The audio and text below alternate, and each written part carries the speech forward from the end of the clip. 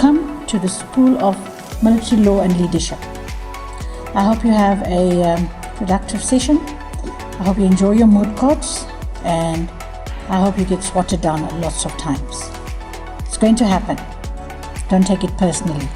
It's an opportunity to learn, and I think the wisdom of these people that are going to be sitting here, facilitators, if I can say, just be a sponge, just absorb everything. The general says, don't take it personal. Can I just warn you, even if you take it personal, we don't care.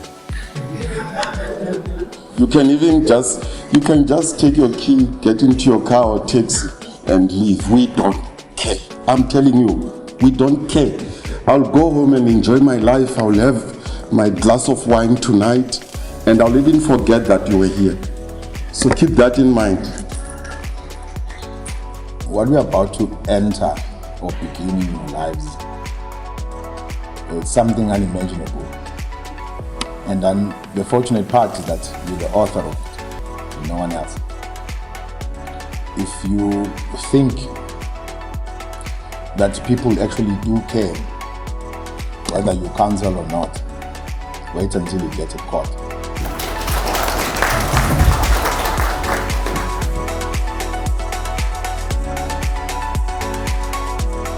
The program that we are running is very important for up-and-coming advocates.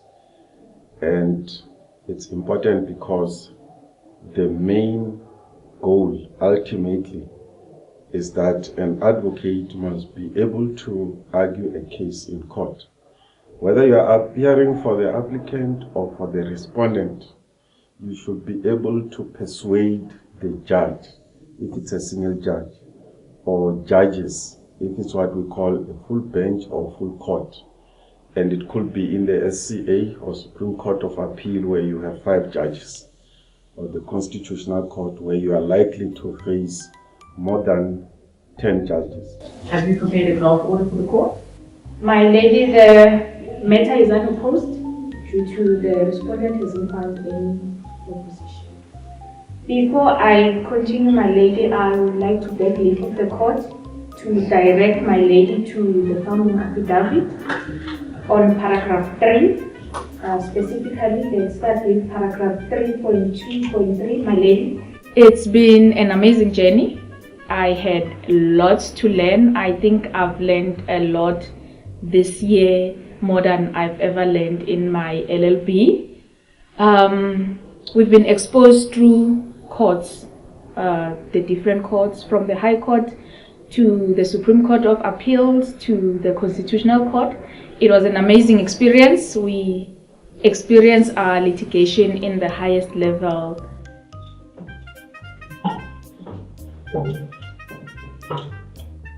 So I've been requested by Pius Langa School, that is part of PABASA, to be an acting judge during the course of the advocacy trial training. May it please the court, my lady. My name is Amanda Amarutule. I'm from PABASA, Central Chambers, and I appear on behalf of the applicant. My lady, this is an unopposed application. The applicant seeks condonation for his failure to comply with the timelines for filing his replying affidavit. The legal team had to do a lot of extra work to formulate the replying affidavit, hence the delay of the 2 days. Where can I find the degree of lateness in your founding papers? It is on paragraph 3, my lady, in the founding. On which page? Page 3. Thank you. May you kindly address me on prospects of success in terms of your application. So trial advocacy is literally what it says. It's where we prepare our advocates to be able to go into open court. One of the things that we have noticed is that your LLB is very academically orientated. So we go into obviously the law and the rules, whereas advocacy training is a very, very important component of this, because this is where we teach our future advocates the practicality behind these things. So it is almost where you bring the academics together with the practical part of law. We were given a scenario for our trial advocacy, which involves urgent applications between an applicant who is a private company that is seeking an urgent interdict against the Tshwane municipality. In this urgent application, we were urged to focus more on urgency, argue urgency, and all the principles that need to be argued when you bring a matter on an urgent basis to court.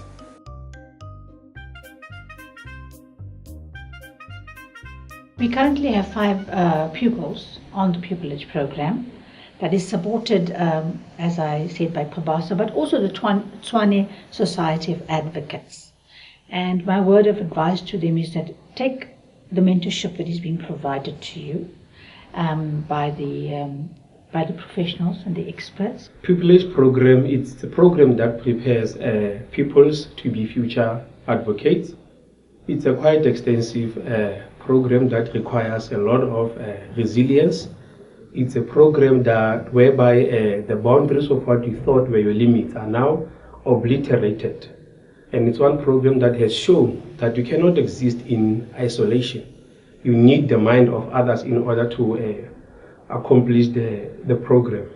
Therefore, it is a program also that builds you in terms of your articulation, how you articulate yourself, how you present yourself, and it prepares you to be very highly skilled in litigation. It is a very serious program because we attend after hours, and also on top of that, we are paired with mentors.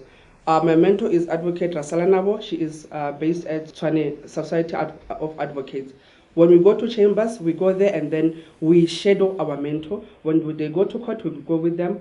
When it comes to papers, we prepare papers with them. And then they teach us how court run and also the High Court.